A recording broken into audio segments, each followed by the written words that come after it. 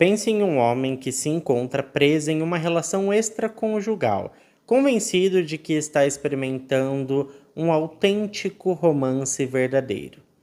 Mas e quando o marido da amante descobre toda essa infidelidade? A tragédia, gente, evolui de maneira aterradora, culminando em um delito brutal. E como se isso não fosse o suficiente, a amante, ao invés de se culpar por tudo isso, volta para sua casa zombando da esposa do homem que perdeu tudo por amor. Você já vai entender do que eu tô falando, mas antes, se você tá chegando por aqui agora e ainda não é inscrito no canal, eu já te convido a se inscrever no canal e ativar o sininho para não perder as notificações. Porque assim, todas as vezes que eu publicar um vídeo novo, o YouTube te avisa e você corre aqui para assistir comigo. Eu te convido também a me seguir nas redes sociais, porque por lá eu tô sempre interagindo com vocês e mostrando o meu dia a dia. E eu vou pedir logo no começo do vídeo para você também já deixar o seu like, que ajuda muito na divulgação do canal. E agora sim, vamos para o que interessa e bora pro caso de hoje.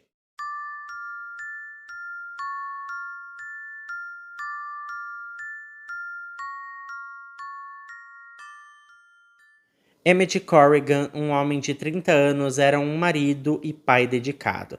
Ele nasceu em 30 de agosto de 1980, era filho de uma mulher chamada Radine Blackwell e um homem chamado Mike Corrigan. Ele cresceu na área de Boise, no estado norte-americano de Idaho, onde estudou na Centennial High School e jogou futebol por um semestre no Ricks College. Mas a sua vida, gente, tomou um novo rumo quando ele foi chamado para uma missão de 2 anos da Igreja de Jesus Cristo dos Santos dos Últimos Dias aqui no Brasil, entre 2000 e 2002. Inclusive, ele sempre disse que a sua estadia no Brasil foi mágica e ele adorou conhecer muitos lugares e também a cultura local. Em 2003, enquanto ele estudava na Utah State University, o Emmett conheceu a sua mulher chamada Ashley. Ela era filha de um homem chamado John e uma mulher chamada Terry Harmon. Ela tinha 5 irmãos e sempre teve um amor profundo pela sua família, especialmente por ser a irmã mais velha. No entanto, a vida da Ashley não foi nada fácil. Os seus pais se separaram quando ela tinha apenas 9 anos de idade, o que trouxe muito sofrimento e instabilidade na sua vida. Como era a filha mais velha, ela ajudava nas finanças em casa e ela e a sua mãe enfrentaram dificuldades financeiras e tiveram que se mudar várias vezes durante ali a sua adolescência.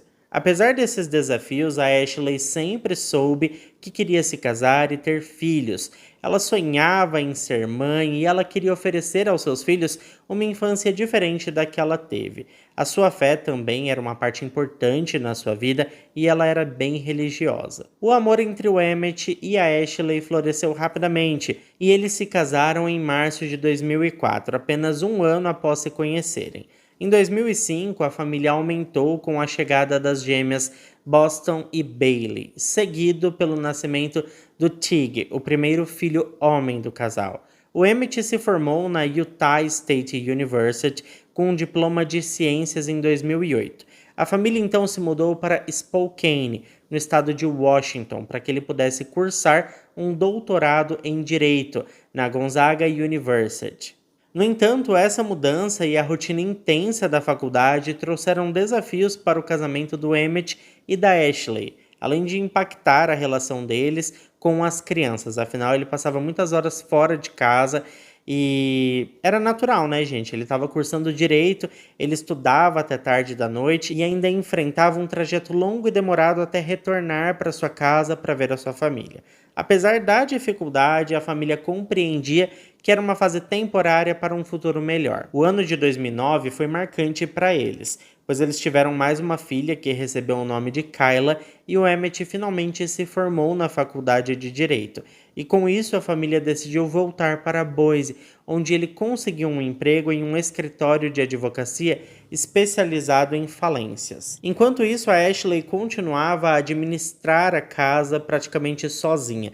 E para completar, eles descobriram que estavam esperando o 5º filho, um menino chamado Titus. Embora o trabalho no escritório fosse uma ótima experiência, o Emmett tinha um sonho: abrir o seu próprio escritório de advocacia. Em 2010, ele decidiu dar esse passo, sonhando em se tornar um advogado de defesa bem-sucedido. No entanto, com o crescimento do novo negócio, ele percebeu que precisava de pessoas confiáveis e trabalhadoras para ajudá-lo a lidar com a demanda crescente de clientes. Para aliviar a carga, ele pediu ajuda para Kelly, uma ex-colega de trabalho, perguntando se ela conhecia alguém que pudesse se encaixar no perfil que ele precisava.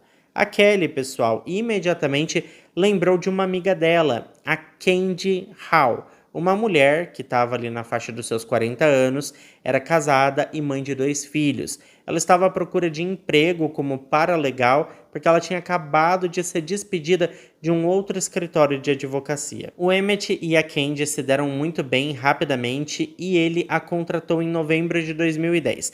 Parecia que tudo ia melhorar, o Emmett teria mais tempo em casa, o escritório contaria com mais mão de obra e a carga de trabalho seria mais fácil de gerenciar. Era uma situação vantajosa para todos. A Ashley, a esposa do Emmett, sabia que ele tinha grandes objetivos e que agora estava ainda mais ocupado com seu próprio escritório, mas pensou que agora que ele tinha uma funcionária, as coisas seriam mais fáceis e ele teria mais tempo para a família. No entanto, pessoal, não foi bem isso que aconteceu, e ela começou a se preocupar com as longas noites que ele passava no trabalho e a pouca atenção que ele dedicava à família. Algo dentro dela dizia que tinha alguma coisa estranha, tinha alguma coisa por trás disso. Afinal de contas, ela também percebeu que o homem apresentava um comportamento diferente e logo surgiu a dúvida: será que ele estaria tendo um caso extraconjugal? Infelizmente, a Ashley estava certa em pensar isso, e o Emmett estava de fato mantendo um relacionamento extraconjugal com a Candy, a sua nova funcionária, que tinha começado a trabalhar lá há pouco tempo, e inclusive depois de 2 semanas de trabalho, os dois já estavam tendo um caso. O escritório acabou se tornando o refúgio secreto onde eles podiam se encontrar e namorar, e embora tentassem ser discretos, outros colegas e até alguns clientes começaram a perceber a relação dos dois. A Ashley ainda tinha suas dúvidas, mas uma situação bem complicada acabou meio que confirmando tudo isso. Depois de uma consulta médica, ela decidiu surpreender o marido no trabalho. E quando chegou lá, ela encontrou a Candy com uma roupa chamativa, meio que sentada na mesa do Emmett, o que deixou tudo muito desconfortável. E naquele momento, ela não pôde evitar de perguntar ao marido se ele estava tendo um caso. Mas ao mesmo tempo, gente, ela tentava acreditar que ele nunca faria isso com ela e com a sua família. E ele disse que jamais faria isso com ela. Então ela preferiu acreditar nisso. Mas ela sabia que algo estava errado e ela estava determinada a salvar o seu casamento. Então a Ashley até agendou uma sessão de terapia de casal, mas o Emmett não apareceu. No dia 11 de março de 2011, cansada de se sentir insegura e insatisfeita em seu relacionamento, que antes era repleto de amor, a Ashley decidiu preparar um jantar especial para o marido. Mesmo com os 5 filhos em casa, ela se esforçou um pouco para fazer a refeição favorita dele. Porém, o Emmett chegou tarde e disse que já tinha jantado. Ele ignorou todo o esforço da esposa e saiu para atender uma ligação, deixando a Ashley meio magoada, sabe? Curiosamente, naquela mesma noite, o marido da Candy, um homem chamado Robert Hall, também estava confrontando a sua esposa sobre o estado do casamento deles. O negócio estava feio pro lado da Candy e o Rob queria respostas. Mas voltando pro Emmett, depois de atender a chamada telefônica, ele disse para sua esposa que ia na farmácia buscar um analgésico e que logo voltaria. O que a Ashley não sabia era que a Candy estava na linha e os dois marcaram de se encontrar na farmácia para discutir os questionamentos que estavam recebendo dos seus cônjuges. No entanto, ao invés de se preocuparem com isso, eles acabaram ignorando toda a situação e saíram juntos para um encontro romântico.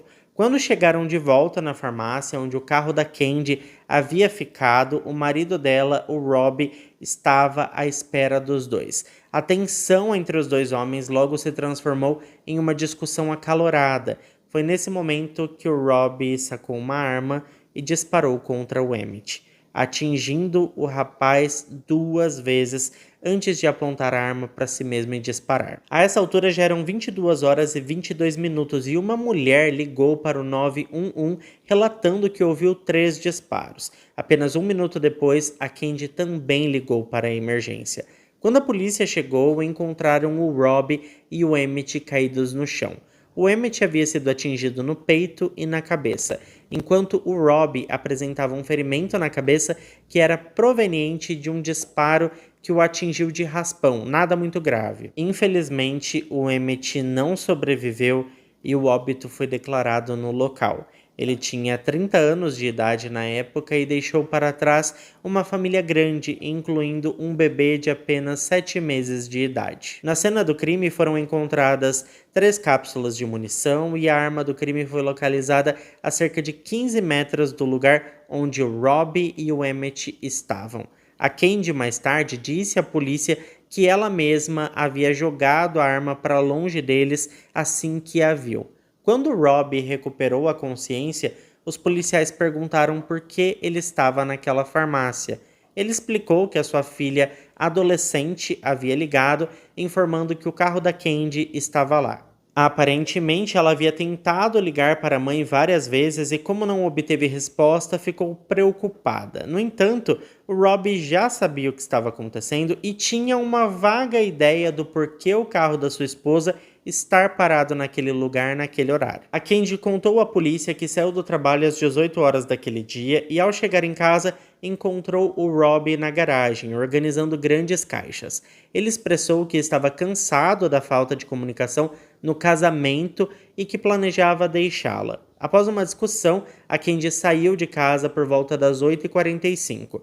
Enquanto saía, ela ligou para o Emmett e durante essa conversa o Emmett foi para um outro cômodo atender a ligação. Foi naquele momento que ele falou para a esposa que ia para a farmácia. A Candy, gente, informou ao Emmett que estava a caminho da farmácia para pegar uma receita médica e ele disse que se encontraria com ela lá.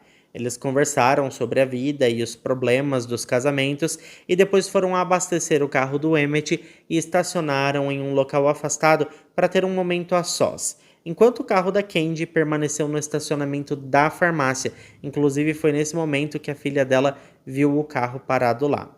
Nesse meio tempo, gente, a Candy recebeu uma ligação da filha, que tinha visto o carro, só que ela acabou não atendendo porque ela estava ocupada tendo momentos íntimos com o Emmett. Então ela não conseguiu atender o telefone. E foi então que a filha ligou para o seu pai. Minutos depois, o Robert ligou para Candy, mas quem atendeu o telefone foi o Emmett. E a conversa tinha um contexto ameaçador, digamos assim.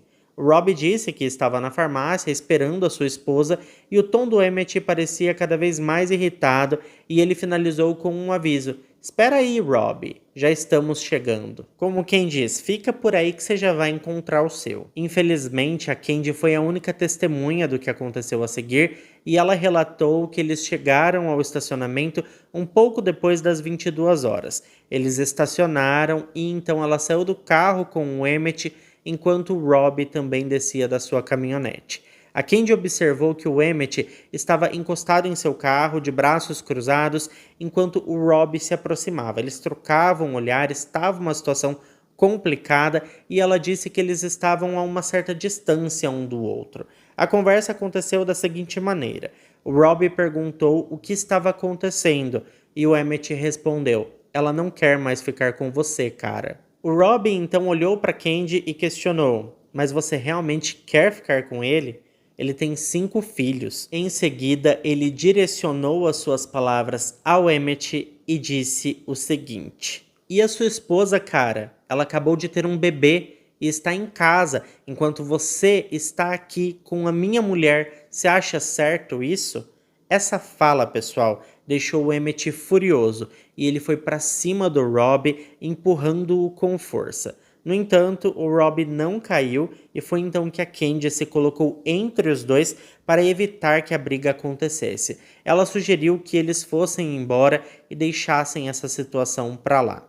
A Candy então se virou para voltar para o seu carro, mas foi nesse momento que ela ouviu alguns barulhos seguidos de 3 disparos. As câmeras de segurança do local não conseguiram captar o momento dos disparos. Sendo assim, a Candy era a única testemunha, mas a sua credibilidade foi bem questionada porque ela deu várias declarações conflitantes e até mentiu para a polícia dizendo que não tinha um caso com o Emmett. O Robbie, por sua vez, alegou ter perdido a memória por conta do ferimento na cabeça, mas disse que se lembrava de ter visto a Candy e o Emmett juntos. Ele afirmou que a sua arma caiu do bolso e que o Emmett pegou e disparou contra ele. Só que em seguida ele mudou a sua versão, dizendo que disparou contra o Emmett em legítima defesa, alegando que ele não tinha escolha, ou era o Emmett ou ele. O problema é que apenas o Robbie tinha resíduos de pólvora nas mãos, indicando que ele foi o único a manusear a arma. Além disso, no carro do Robbie encontraram e-mails impressos que provavam o caso entre a Candy e o Emmett. A polícia acreditava que ele tinha disparado contra o Emmett e em seguida disparado contra si mesmo propositalmente para depois alegar essa legítima defesa. Contando essa história de que a arma caiu do bolso, o Emmett pegou, disparou contra ele e depois as coisas aconteceram dessa forma. Só que ficou comprovado que não foi assim, tá? Porque como eu falei anteriormente, só tinha pólvora na mão do Robert. Dito isso, ele foi preso e após ser preso, o Robbie conseguiu liberdade após pagar uma fiança de $1 milhão, mas ele foi instruído a não ter contato com a Candy. No entanto, isso não impediu que eles continuassem se falando. Eles mantiveram contato por todo o tempo.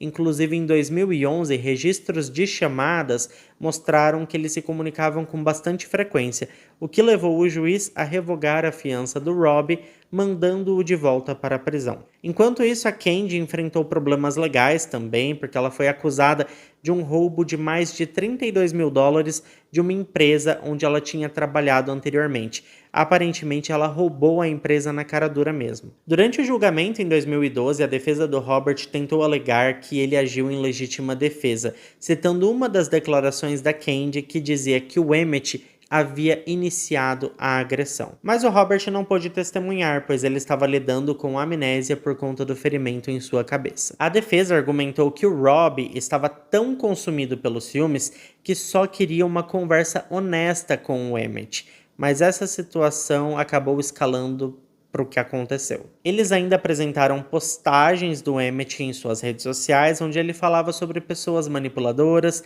e até mencionava dar uma surra em quem o irritasse.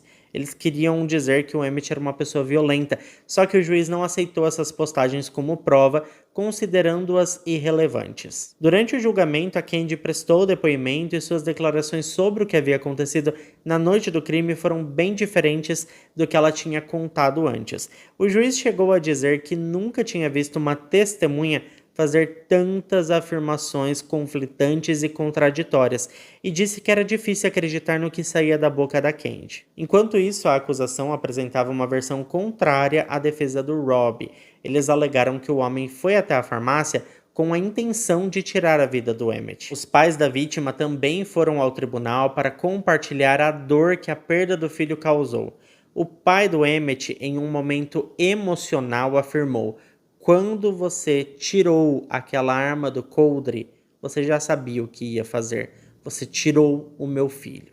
A Ashley, a esposa da vítima, descreveu como a morte do seu marido impactou as suas crianças. Ela falou sobre o momento doloroso em que os seus filhos foram submetidos e disse que esse episódio causou traumas irreparáveis nas crianças. Apesar de todas as evidências, o júri decidiu que não havia provas o suficientes para condenar o Robbie por homicídio em primeiro grau. Sendo assim, no dia 25 de outubro de 2012, ele foi considerado culpado de homicídio em segundo grau e recebeu uma sentença de 30 anos de prisão.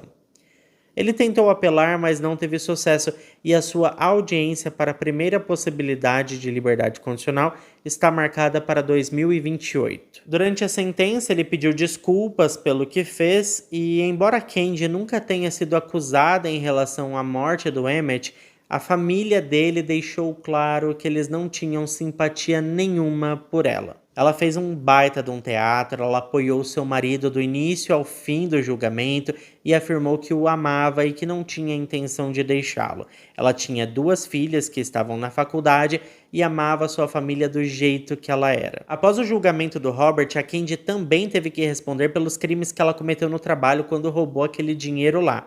Ela se declarou culpada e foi sentenciada a 14 anos de prisão no final de 2012.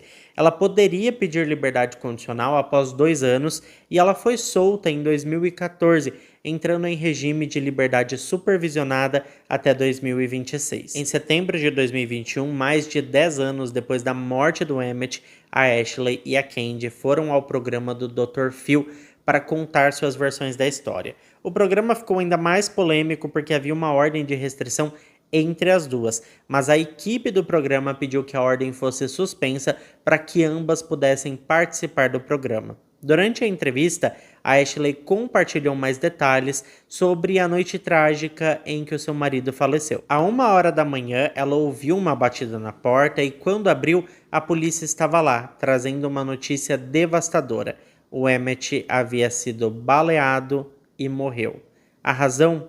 A infidelidade. Embora ela já tivesse as suas suspeitas, foi naquele momento que ela obteve a confirmação total da traição, algo que ela não queria acreditar. Ela disse que ao descobrir que o Emmett morreu nos braços da Candy, tudo o que conseguiu fazer foi chorar muito. A dor de saber que ele tinha partido por causa daquela mulher a consumia. Na mesma entrevista, a Candy declarou que a Ashley precisava entender que o comportamento do Emmett já havia começado muito antes dela aparecer. Ela finalizou dizendo que se não fosse com ela, teria sido com outra, deixando claro que a culpa de tudo o que aconteceu era do Emmett e não dela. A Ashley estava visivelmente abalada e machucada durante toda a entrevista. Ela teve que lidar com a morte do marido, que era o provedor da família, e ainda teve que criar 5 filhos sozinha. Dentre esses filhos, um bebê de 7 meses que teve que crescer sem um pai. E o mais surpreendente foi perceber que a Candy parecia tão despreocupada, ela não estava nem aí para o sofrimento da Ashley, ela não se arrependia de nada, não tinha empatia e a todo momento atribuía a culpa de tudo que aconteceu única e exclusivamente ao Emmett.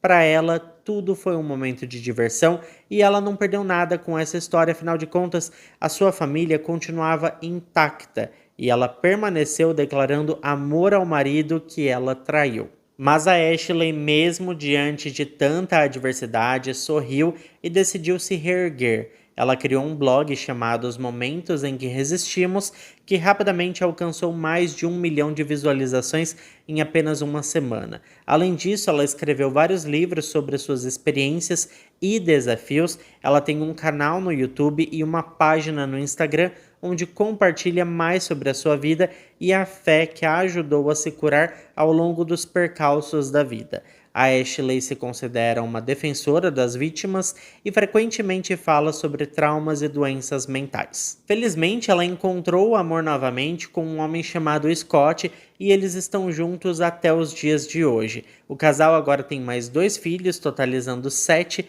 o que se encaixa perfeitamente com o sonho dela de ser mãe. Essa, pessoal, é uma história devastadora que serve como um lembrete claro do estrago que a infidelidade e os relacionamentos extraconjugais podem causar não apenas aos envolvidos, mas também aos filhos, e o impacto que isso tem em todos ao redor. Inclusive, eu contei um caso recentemente onde a Linda, a nossa protagonista do caso, acabou resolvendo se vingar do marido de uma maneira inusitada e ela acabou com a vida da família dela, da família da amante do marido, dos filhos da amante do marido e até dos cachorros da família. Ela causou uma devastação total e assim, algo irreparável. Se você ainda não assistiu esse caso, te convido a assistir. Vou deixar o link aqui embaixo fixado no comentário para você assistir. Muito obrigado a quem ficou até aqui comigo. Se ficou até aqui, não esquece de deixar o seu like, que ajuda muito na divulgação do canal. Eu fico por aqui, um beijo para todos vocês e até o próximo vídeo.